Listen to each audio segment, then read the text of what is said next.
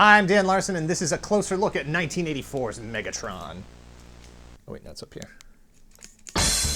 In 1984, Hasbro introduced the world to the Transformers, which is about as simply as you can state the origin of this Frankenstein franchise that is a textbook case of how corporate licensing and rebranding can actually lead to enduring shared pop culture mythology and childhood heroes.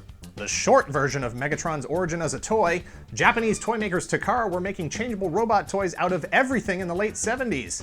Hasbro licenses the changeable robots from two different toy companies, Diaclone and Microchange.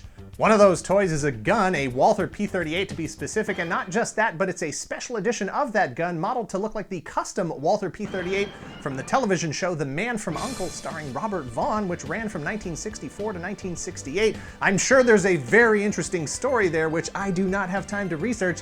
If you happen to know why The Man from U.N.C.L.E. was such a pop culture touchstone in the late 70s when Takara was looking for things to model their Microchange toys after, be sure to let me know in the comments down below. The special U.N.C.L.E. edition of Gun Robo Walther P-38 was acquired by Hasbro but needed a name and a backstory. Having been so successful with their development on the G.I. Joe franchise, Marvel Productions was brought in to take a look at the newly acquired toys. Marvel named them the Transformers and developed the story of the Autobots and Decepticons, as well as just about all the other names for all the other characters. Just think about the real Hasbro-Marvel shared cinematic universe we could be living in today. Megatron's Alt Mode is a chromed-out pistol that has had its firing mechanism removed for the American audience. Kids in Japan can apparently be trusted with the responsibility of projectile-firing toys. I assume they were concerned fat American children would try to eat the plastic bullets or immediately discharge the weapon into their own eyes. Nevertheless, the trigger still fires, and all of the attachments can be added to make the gun look like its 1960s Robert Vaughn counterpart. It features a silencer, a scope, and a shoulder stock which can be removed to form a giant cannon for Megatron himself to wield, or the functionality is still intact for a Microchange Microman figure to take a seat and provide support for his giant robotic friend. The scope, of course, mounts to his right arm as his signature fusion cannon. He also comes with a smaller chromed sci-fi thing that is supposed to be a gun, but it looks more like a fancy antenna of some sort. Megatron's robot mode leaves pretty much everything to be desired. It is grotesque, weirdly proportioned. It's embarrassing for the marquee villain in the series.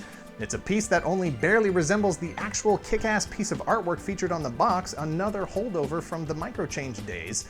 And it's not even worth taking the time to compare it to the character models from the cartoon. Megatron is barely poseable. He has short little arms, his head isn't so much attached to his torso as it is merely set upon it, and for goodness sakes, that trigger! Cover yourself up, I can see your micronauts! No hips, no knees, no elbows, no neck. It's almost like they were just barely able to design and engineer something that even resembled a humanoid being with the starting point as a gun.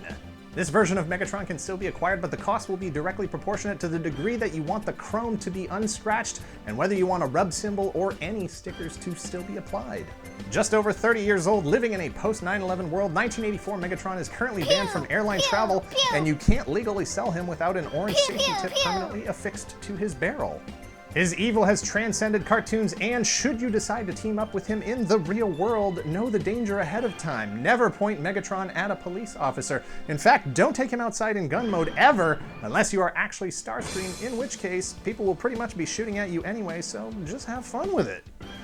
Thanks for watching. Hit like, hit subscribe, share this video with everyone on your Tumblr, and let us know in the comments below if you prefer Megatron as a gun or a tank or a bat. Time for some real talk. I've owned a Megatron since it was released in 1984, and I have never, until this video, known what the tiny pegs on the side of the scope or the back piece in the middle of the stock with the peg on it were for. Handles and a seat back for the Microman figures that they originally worked with. Another mystery solved. Good job, everyone. Good job. Yeah.